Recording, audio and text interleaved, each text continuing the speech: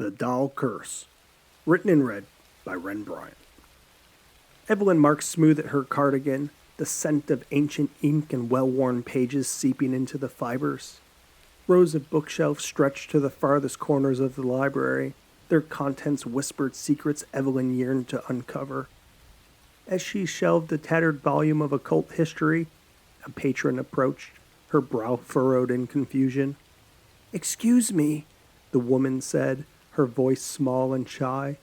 "Could you help me find a book on Civil War-era dolls?" Evelyn's eyes lit up, her lips curling in the small smile of customer service. "Of course, follow me." They navigated the labyrinth aisles, the library's hush murmurs cocooning them. Evelyn's steps were measured, her gaze scanning the shelves with a practiced eye.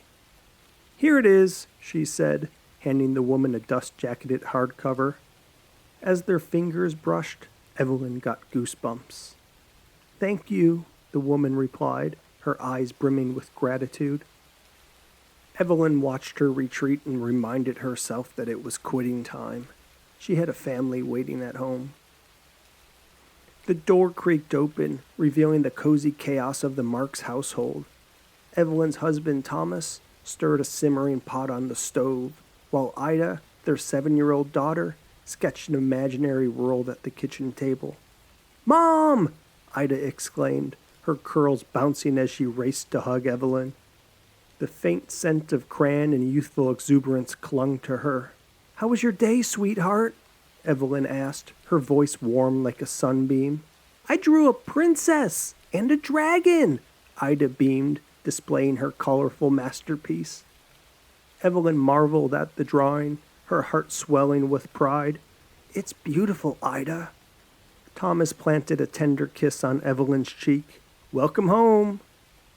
As they settled into their evening routine, the Marks family shared stories of their day, laughter and love weaving through their words like golden thread.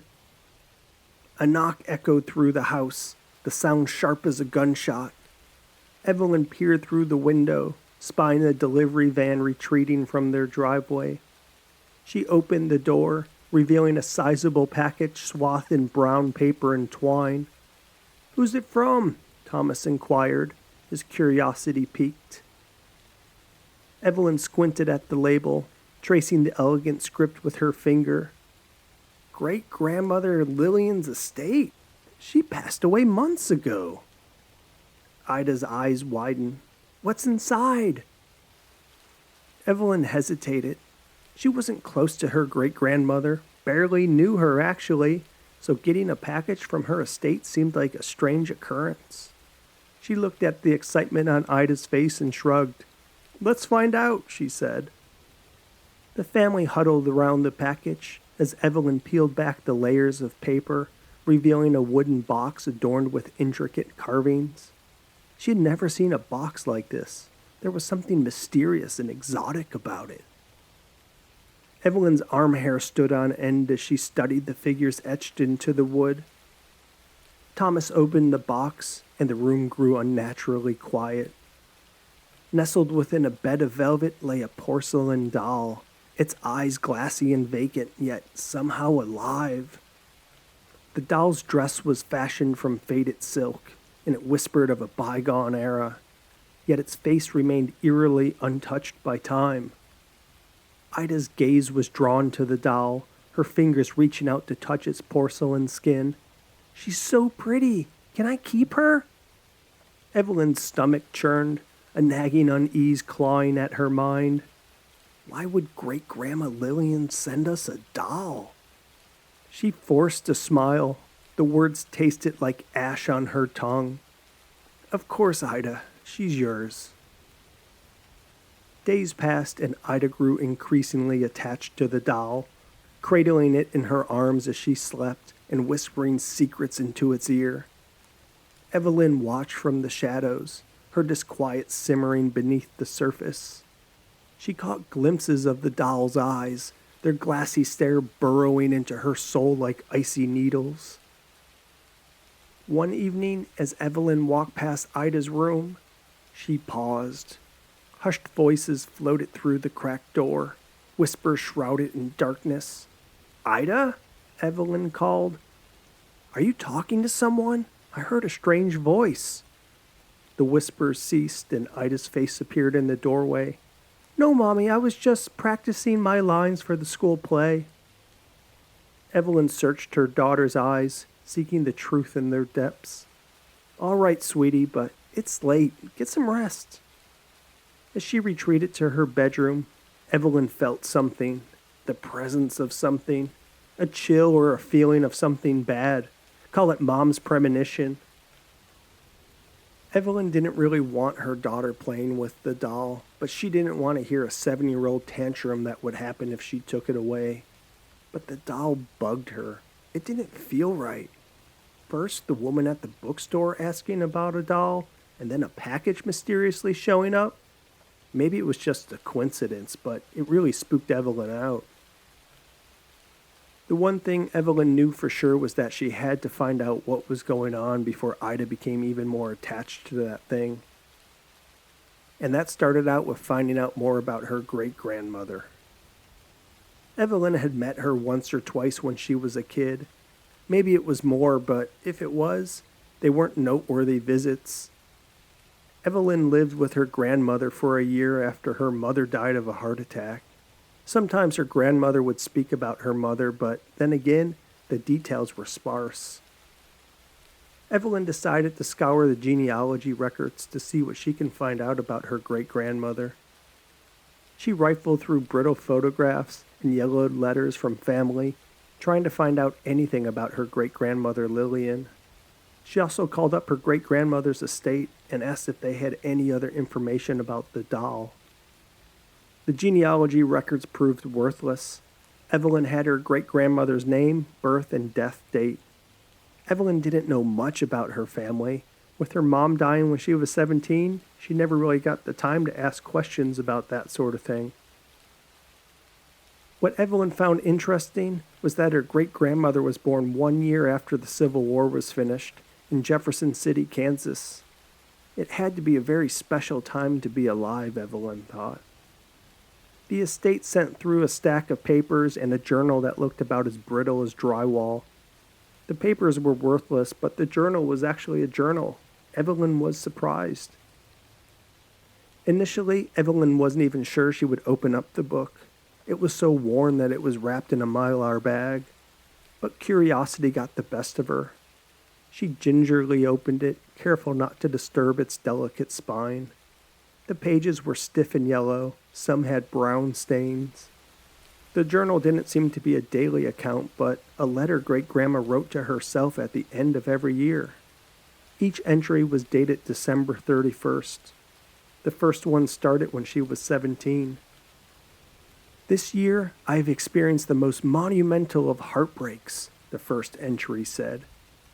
"While I have experienced loss before in my life, there was, after all, my brother Jim, who died of scarlet fever when he was 8, and then there was our horse Destiny. But neither of those compares with having lost my mother. It's been 8 months now, but I feel the pain no less. I would take a bolt of lightning from heaven to do away with the hurt. The only thing I still have from her is Hilda, a doll she gave me when I was a baby. She told me it was a gift that my father gave to my mother when they met, but I found out that was a lie. It was a white lie, though. My parents were so poor they couldn't afford to buy me things like dolls, so I didn't hold any grudges. The doll actually came from a Civil War soldier that stayed with my parents towards the end of the war. The soldier said he had to do horrible, evil things to other men, and that the doll is what kept him going. It made him think of home and having a daughter with a young lady. So he kept that doll and looked at it every night and thought of the time when he could give it to his unborn daughter. That's what kept him in the fight. Even after he got shot in the leg and half of his thigh muscle was blown off, he protected that doll. And that's how he got to my parents' house. While the rest of the soldiers were dead, with that doll in his arms, he thought of his baby girl as he limped, his blood spilling on the ground. He continued like this for 3 miles until he collapsed at my parents' door. My parents took him in and my mother nursed him back to health. After a while, she had him walking like new. He left her the doll on the way out the door as a thank you. The courage of my mother, her helping spirit, that's how I'll remember her.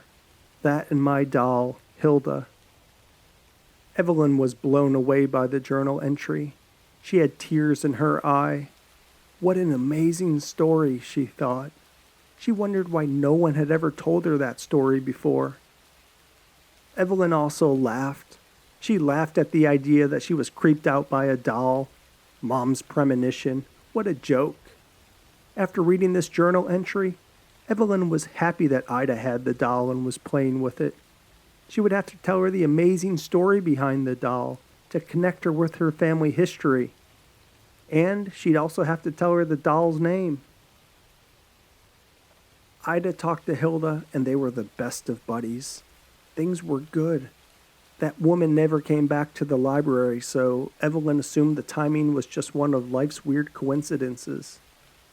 In her spare time, Evelyn tried to dig into the Civil War soldier that stayed with great-grandma Lillian. She wondered what side the soldier was on. It didn't say anything about that in the initial journal entry, and Evelyn wondered if her great-grandmother talked about the soldier any other time. She decided to take the journal back out of its mylar bag and look at it again. December 31st, 1888. What a year it was! A year unlike any other. I wish I could say it was all pleasantries, but it was not. Another tragedy had befallen us this year. Peter, my husband, took ill and died. It was bittersweet because he had given me Donna. Dear sweet Donna, my little girl, born on November 13th. My angel. She means the world to me, especially after our first child had died in childbirth. I just wish Peter was here with me. Evelyn stopped reading. Donna. That was her grandmother. She didn't know her father died before she was born. She wiped away a tear thinking about the delivery of a stillborn. Evelyn and Thomas had their problems conceiving a child. When they did finally make it work, something was terribly wrong with the fetus and Evelyn needed an emergency abortion. It took a long time for her to recover from that. It's why Ida was so special, her angel, just like her great-grandmother had said about Donna. Evelyn flipped to other random pages. December 31st, 1900. More tragedy. A man I was seeing had died. What horror is upon us that causes us so much suffering? December 31st, 1940. Another death in the family. December 31st, 1963. The temptation is too great. Every year of my life has been one misery after another. Why is life filled with such misfortune? Every single journal entry Evelyn looked at contained tales of tragedy. There was death and suffering every single year. Her journal entry stopped after she was 94 and could no longer see nor write. Great-grandma Lillian lived to be 104. The last 10 years of her life were in darkness. Evelyn's mom premonition came back, the feeling of angst and regret, of something bad. How could someone's life be one tragedy after another? How could life be death, temptation, despair, depression, misfortune, and illness? Her thoughts again turned towards the doll. She had it all these years, Evelyn thought. There has to be a connection. Evelyn decided to delve deeper into her past, seeking answers that might help her make sense of it all. She contacted a local Civil War expert, hoping to uncover more about the soldier who had lived with her great-grandmother and the mysterious doll the man carried with him. The expert listened intently to her story, and after rummaging through piles of historical documents, found accounts from other soldiers who spoke of a man in their ranks who clutched the doll. They whispered about a dark pact he had made with the devil himself, claiming that the doll was the embodiment of the devil's watchful gaze. This deal, they said, had allowed the man to survive while others had perished. Evelyn shuddered. She knew there was something wrong with that doll. She knew it from the very moment she saw it in that box. She thanked the expert and returned home, her mind reeling with the implications of harboring an evil satanic doll. She knew she had to tell Thomas, hoping he would provide her some comfort and maybe a rational perspective. Evelyn approached Thomas hesitantly, her voice quivering as she said she wanted to share the grim details of her discovery. Thomas poured 2 cups of tea, handing one to Evelyn as she sat down at the kitchen table. She took a deep breath, her voice shaking as she began to speak. "Thomas, I talked to a Civil War expert, and you won't believe what he told me," Evelyn said, her eyes wide with fear. "He said there were whispers among the soldiers about a man who carried a doll. They believed he made a deal with the devil, and that the doll was the devil's way of watching over him." Thomas furrowed his brow, his grip tightening around his cup. "Evelyn, that's just a story, right?" "I don't know, but I can't ignore it. The doll creeps me out. We need to do something about it." Thomas looked into her eyes, realizing the depths of her distress. "All right, we'll destroy it. When Ida's at school, we'll burn it, reduce it to ashes." The day came when Ida was at school, leaving Evelyn and Thomas alone in the house. They stood in the living room, facing the fireplace, the doll lying on the table between them. "Are you ready?" Thomas asked. Evelyn nodded, her eyes locked on the doll. "We have to do this, for our family." Together, they picked up the doll, its glass eyes seemingly staring back at them. As they held it over the crackling fire, Evelyn looked at Thomas one last time. "Goodbye, evil," she said. They let it go, and the doll fell into the flames. The fire roared, consuming the doll's brittle dress as the couple stood side by side, watching the object burn away. The fire blazed and the doll's melted form disappeared into the flames. As the last of it turned to ash, a sudden gust of wind extinguished the fire, leaving the room cold and dark. Evelyn and Thomas clung to each other, their breaths shallow and fast. A pale, ghostly figure emerged from the smoldering ashes, its eyes filled with a century of sorrow. Evelyn gasped, and Thomas tightened his grip on her hand. "I'm free!" the spirit spoke, his voice wavering between gratitude and despair. "You have released me from the devil's grip. I've been locked away for a century. The last I remember was being shot and praying for anyone to save my soul. Since then, I've been locked inside this doll. Did the South win?" Evelyn stared at the apparition, her heart pounding in her chest. "Wait, I'm sorry, what?" "The war for Southern independence," the spirit said. Evelyn looked at Thomas quizzically. "The Civil War? What happened to you?" "The devil tricked me, trapped my soul in the doll," the spirit replied, tears streaming down his ethereal face. "He took over my body and committed unspeakable horror in my name. He even fathered a child. That woman bore the devil's seed." Evelyn's eyes widened in shock as the implications of his words began to sink in. My great-grandmother? Was she that child?" The spirit nodded solemnly, a look of deep regret etched into his features.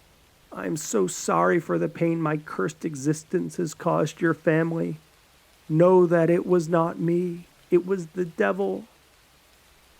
And with those final words, the spirit began to ascend, vanishing from sight as he moved towards the afterlife, leaving Evelyn and Thomas to grapple with the horrifying revelation. Evelyn paced the room, her hands clenched tight together as the crushing weight of the truth bore down on her. She struggled to breathe, her thoughts spiraling into despair. The sorrowful legacy of her great-grandmother, now tainted by the revelation of her diabolical origin, haunted her every step. Thomas watched her, concerned. He tried to reach out for her, but Evelyn was lost in her thoughts. The torment of her mother's sudden death when she was 17, the difficulties in conceiving, The stillborn? She began to connect the dots, seeing them all as manifestations of the devil's seed coursing through her veins. Evelyn's eyes darted about, her mind plagued with questions. Was her mother's passing truly a result of natural causes? Could the hardships they faced be traced back to her tainted bloodline? Was there a darkness within her she would never escape? Would every year be suffering and torment like her great-grandmother? As Evelyn spiraled, Thomas stepped in, wrapping his arm around her trembling form. Evelyn, you can't let these thoughts consume you. Our life is wonderful, and we have Ida. Whatever happened in the past, it doesn't dictate the future. He held her tightly, attempting to shield her from the restless storm of her thoughts. But Evelyn's premonition came back. She felt like the curse of her ancestry was a threat she could never fully overcome. It wasn't the doll that was cursed, she said. I was cursed. That night, the moon cast eerie shadows on the wall as the house slept, unaware of the ancient curse stirring within. For generations, the women in Evelyn's family had been afflicted by the noctambuli, a fearsome condition passed down like a sinister inheritance, the result of Satan's blood coursing through their veins. In previous time, tales of sleepwalkers whispered through the halls, evoking chilling images of their nightly wanderings. The medical establishment of the time said the condition was the escape of hot vapors from the body. The esoterically minded said it was mystical powers within the body, making them do horrible things unknowingly while they slept. The Christians said they were under the influence of demons. The Christians were right. Evelyn, too, was bound by this wicked legacy. In the dead of night, her eyes fluttered open, her consciousness submerged beneath a hypnotic spell. Compelled by unseen forces, she rose from her bed, her feet guided by an unrelenting darkness. The lineage of the Noctambuli, carriers of the devil's seed, drew her along, her fate sealed by her ancestry. The house creaked and groaned as Evelyn moved through it, driven by a sinister purpose.